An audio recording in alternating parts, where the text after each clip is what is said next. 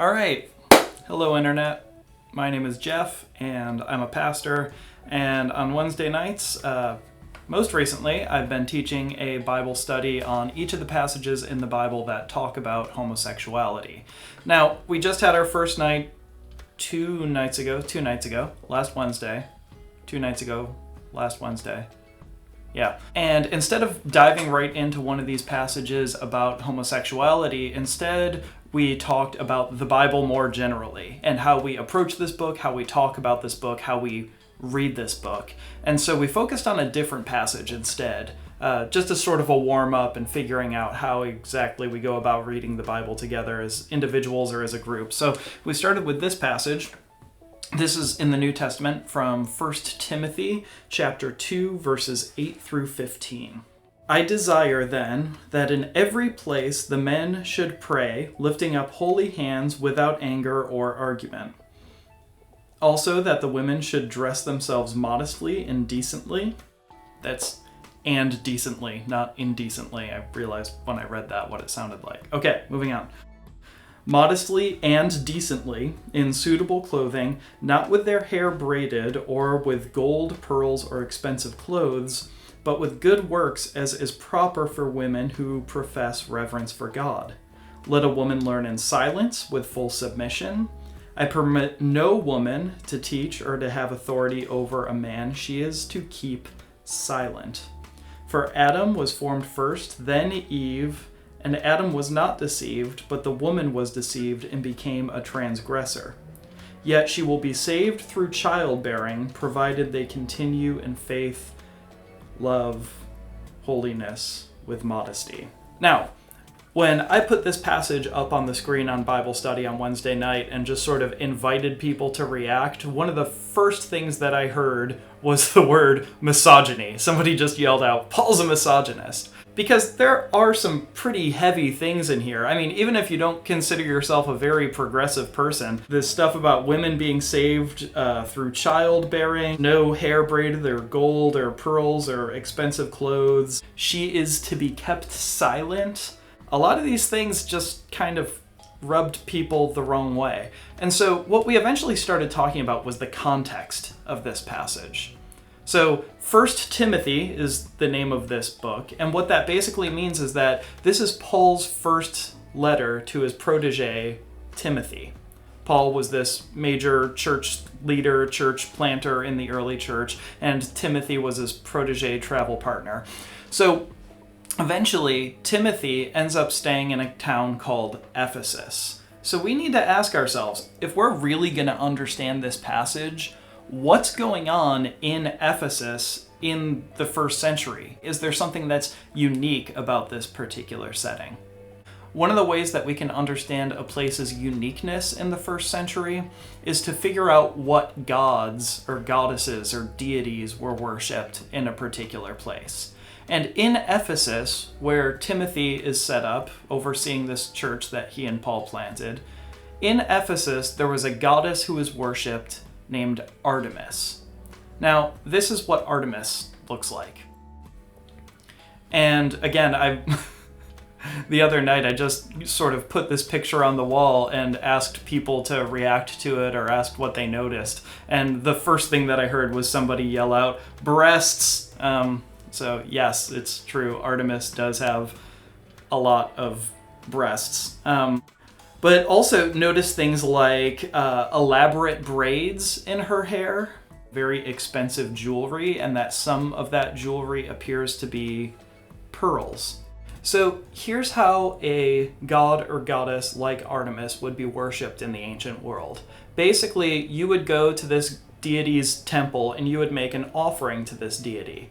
And you would do things like offer the very first parts of your harvest so that maybe, hopefully, you could have a more plentiful harvest as the season went on. Or if you were experiencing infertility, maybe you could make an offering so that you could have an heir, because it was very important to have an heir in those days. If you didn't have a male heir in those days, then you would risk losing everything the next generation. So fertility in particular was something that you would visit a temple for. And especially to a goddess like Artemis, as we saw through her many, many breasts, she tends to be a goddess that would represent fertility, along with being a goddess of the hunt. So what people would do is they would go into one of these temples of Artemis where there would be prostitutes who would dress up like Artemis. So basically, women in a religious setting were required to dress up like Artemis with their hair braided and all sorts of expensive gold and jewelry and pearls and clothes. And then men would pay to have sex with these women, to use and abuse these women, because they believed that it would give them fertility when they went back home. So think about what this means. This means that for a lot of women in Ephesus, the only thing that they know about serving in a religious setting is being exploited by people and being abused by people. So when we get back to this passage, let's just look at some of the things that stand out to us once we understand what's going on in temples of Artemis. We find lines like, women should dress themselves modestly and decently with suitable clothing. In other words, what Paul might be saying here is, we're not going to require women to dress up like Artemis. This might be all they've known in a religious setting before, but we're not going to impose that on them. We're not going to force them to do that anymore. This is a different setting, and this is a new day. He goes on to say, not with their hair braided, or gold, or pearls, or expensive clothes. Again, this seems to be a direct reference to Artemis. And you might be thinking, oh, Jeff, you're totally reading into this. And look, I might be totally reading into this. That's fine for you to think that. But the braids, the gold, and the pearls, and the expensive clothes, like, that specific list sounds so Artemis-y. Artemis-esque.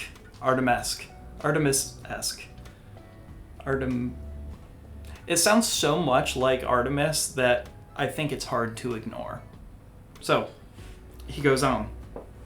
Basically, the point being here so far, we're not going to force women when they enter into our religious setting or our religious community to be abused and exploited like they have been for so many years. He goes on, let a woman learn in silence. A couple of pretty groundbreaking things that Paul is saying in just these few words. First, he's saying, let a woman learn.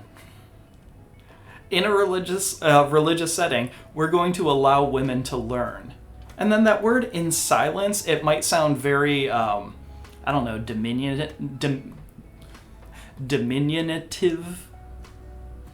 It may sound very heavy-handed, but in silence, really, when you look at it in the original language, just means something like peacefully. So it might be, again, I could be totally reading into things here, but that's fine. Let a woman learn in silence could be Paul saying, let a woman learn in a religious setting for once, and let them be at peace. Don't bother them. Don't annoy them. Remember, religious settings for them before meant that they were being exploited and taken advantage of, so let a woman learn in peace for once. And then Paul goes on to say, with full submission. Now, I think that when a lot of people hear submission, that word submission, particularly when it's in the Bible, they kind of start to roll their eyes a little bit and they get a little bit uncomfortable, because it may sound like, full submission to a man or a man in charge. But let a woman learn in full submission? What about to Jesus? Let a woman learn how to submit to Jesus the way that all disciples of Jesus are learning how to do that. He goes on, I permit no woman to teach or have authority over a man. She is to be kept silent. Now, it could be that given everything that women have gone through in previous settings, Paul is saying, I'm not permitting a woman to teach or to have authority over a man. She is to be kept silent. It could mean for this particular place, for this particular time, because think about what all of these women have been through. And now they're coming into a religious setting where they're trying to figure out how to just have some peace. Let them be for a little while. Don't give them positions of authority. Don't push them just yet. So you might think of it this way. If somebody has been burned by church, You know, you hear these stories. People have a bad religious experience at a church, so they leave for a time, and then they start to come back. As they're starting to come back, as a pastor, here's not what I'm going to say to them. I'm not going to say, hey, welcome back to church. I know you've been burned before. Do you want to serve on this committee and this committee and this committee and this committee and this committee? Maybe you can teach a Sunday school class. Would you like to volunteer in our nursery? What about work in the kitchen? Do you know how to operate an industrial dishwasher? That's not what I would say to somebody who's been through something like this. They might just need some time. And it might be that when Paul is saying, I permit no woman to teach or have authority over a man, she is to be kept silent. My spotlight's going out. Do you see that? Woo, woo. Now, it could mean that when Paul is saying, I permit no woman to teach or have authority over a man, what he's saying is, I'm not permitting this for a time. Notice he doesn't say, she shall not, but I'm not going to permit. It's a much softer word, and it might just be for this time and place given all that these women have gone through. Hey, sorry about that. My spotlight went dead and I had to change my lighting around. How do I look? So then Paul goes into this Adam and Eve thing, right? He says, for Adam was formed first, then Eve, and Adam was not deceived, but the woman was deceived and became a transgressor. Could be that Paul is saying that women are the weaker sex and more gullible and all sorts of things like that. Or it could be that Paul is saying, hey, remember this significant moment in our shared history when we believe we stopped looking out for one another? Maybe we need to be mindful of this, because when we stop looking out for each other, catastrophic things can happen. Okay, and then finally, he says, yet a woman shall be saved through childbearing. Now, it could mean, you could choose to believe this, that unless a woman has a baby, she will go to hell.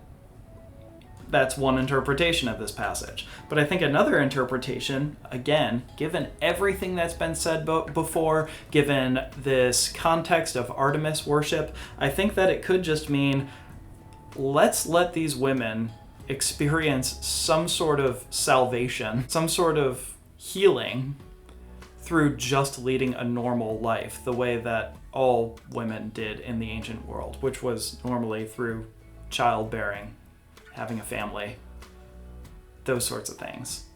Now, here's one list of morals and ethics that we can come away from after reading this passage. A woman cannot braid their hair. A woman cannot wear gold. A woman cannot wear pearls. A woman cannot wear expensive clothes. She must keep silent.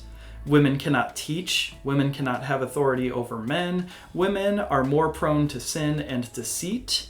And unless a woman has a child, she will not get to heaven. That is one list that we can come away from. Or, if we look at this passage in the context of Artemis worship and needing to care for people who have previously been exploited, we could come away with this list. We stand with people who have been taken advantage of. We create places where these people can have dignity. We create peace for people who have had little peace in their lives. Some people need time to heal. When we stop caring for one another, it can lead to catastrophe. Everyone should have the opportunity to live to their God-given potential. These are two lists of morals and ethics that we can come away from after reading this passage. So when you're left with multiple interpretations like this, especially two vastly different interpretations, what do? Well, there's this passage at the end of the Gospel of John, where John, the Gospel writer, says, "Now Jesus did many other signs in the presence of his disciples, which are not written in this book.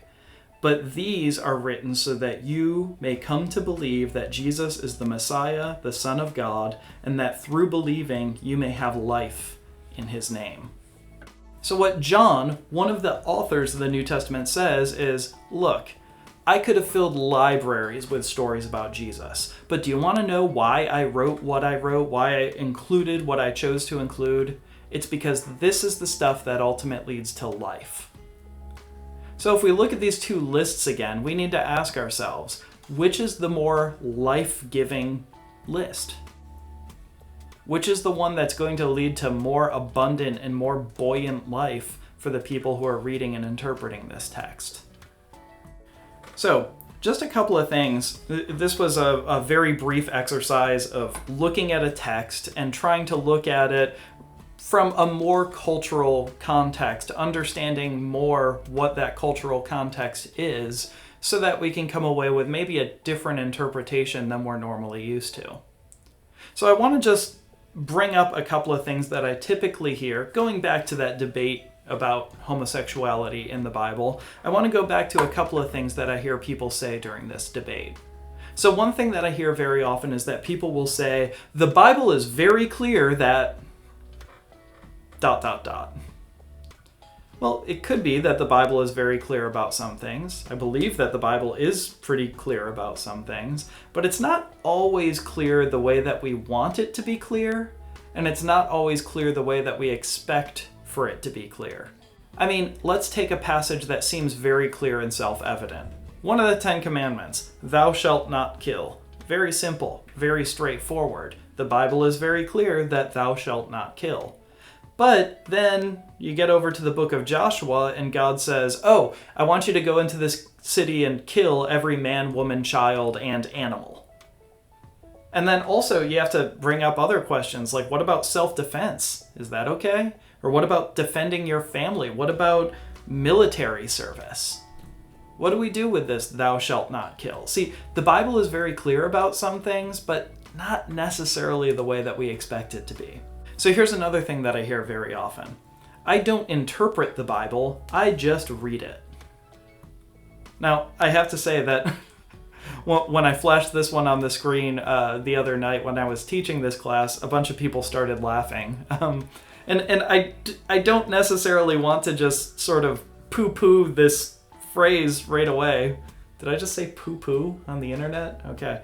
I don't necessarily want to throw out this argument right away that we shouldn't interpret the Bible, instead we should just read it, but we interpret everything that we encounter. It's just what happens. We can't look at anything purely objectively, especially a text that's written on the other side of the world 2,000 years ago in a language that we don't speak. And in fact, if we're just reading it and not interpreting it, we're not doing it the justice that it deserves. Maybe it's a good thing to interpret it and not just read it, because we need to get into things like who was Artemis, who worshipped her, how did they worship her, if we're really going to understand what a text says. Another one I hear very often is the Bible is inerrant. Well, again, we need to look at this a little bit more carefully. The Bible doesn't use the word inerrant to describe itself. In fact, it uses the word inspired to describe itself. So if you believe that the Bible is inerrant, that means that it's completely without errors. Well, you're going to have a very hard time defending that position. If you have that position, I think that's great. God bless you in your endeavors. It's going to be tough. Because even something as central as the resurrection of Jesus has 4 different stories about how that happened, who was there. How do we iron that out perfectly? I would argue that we don't have to, because we're not dealing with a text that's inerrant. We're dealing with one that's inspired, which is very different. It means that God breathed it rather than God dictated it. And that gives us a little bit more room to explore a text and try to figure out what it means and be creative with how we apply it to our everyday lives. And not for nothing, but if you're a United Methodist watching this, we don't believe in scriptural inerrancy. We believe in inspiration. So just throwing that out there. Here's the last one. Very often I'll hear people critique one another when they're debating scriptures, but particularly the scriptures about homosexuality. I'll hear people say this, oh, you just cherry pick the verses that you want to believe in and then you ignore the others. Now, there are a couple of responses that I could say to that accusation. One response is, yep. Because after all, we all do this. We all cherry pick passages that we want to believe in and ignore other ones. And if you don't believe me, just ask yourself, when's the last time you sat down with your Bible and opened it up to 1 Chronicles and read a good genealogy? It's probably been a while. Right? There are just some passages that we favor over others. And look, I actually think that's okay.